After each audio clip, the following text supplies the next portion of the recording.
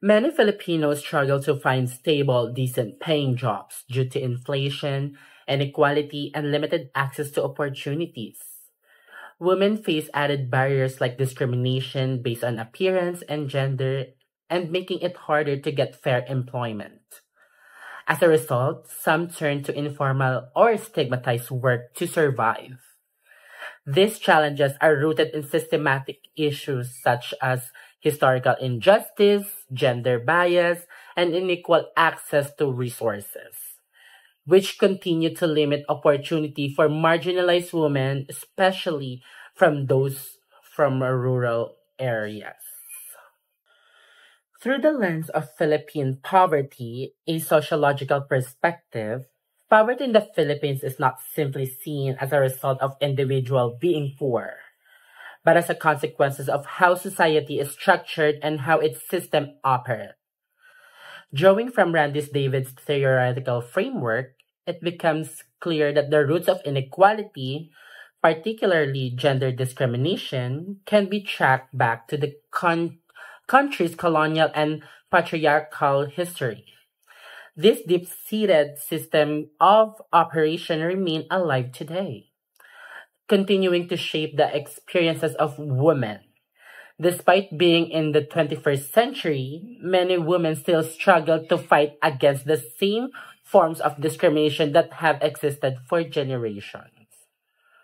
The unequal treatment they face in terms of employment, wages, and societal expectation reflects how these historical injustices are still embedded in present day structures.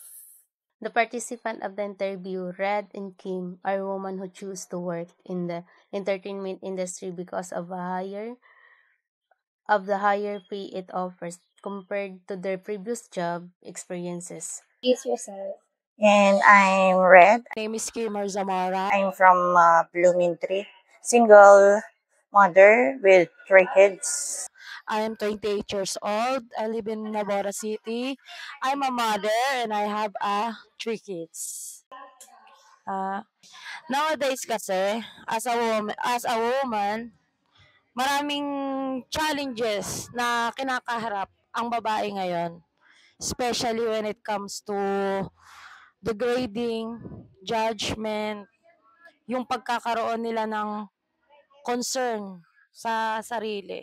Pag sinabi kasi nilang babae, housewife, walang kayang gawin, walang kayang patunayan sa sarili or sa ibang tao. Ano yung kaya kong gawin at kaya kong i-provide sa family ko, yun yung gagawin ko. Hindi ko kailangan i-meet yung standards ng ibang tao para makuha yung gusto nila. Gusto ko lang para ma-provide yung kailangan ng family ko. Magkakaroon ng judgment sa pagtatrabaho namin. Pero as Mia, for my opinion, I choose this working environment not just for my family, but because dito ko nakikita yung kahit papano nakakausad, nakakaraos. Sa mga trabaho kasi, kailangan visible tattoo. As makita nyo, may tattoo ako. Yung gusto kong gawin or yung passion ko sa buhay na gustong-gusto kong gawin is hindi ko magawa kasi nga dahil may tattoo ako. Tapos yung iba may age limit pa. So kailangan yung ginagawa ko kahit na hindi ko na nakuha yung gusto kong gawin sa buhay. Nakikita ko lang na natutulungan ko yung family ko. Okay na yun para sa akin. Red and Kim see themselves as part of the lower social class due to unstable, low-paying job options and difficulty meeting basic needs. As women, they face added discrimination, especially for things like having tattoos or being single mothers, which often limits their chances in formal jobs. They turn to entertainment industry not by choice, but because it offers better pay to support their families. Their experiences highlight how societal systems unfairly favor the privileged and continue to limit opportunities for women from marginalized backgrounds, showing that poverty is deeply tied to systematic inequality.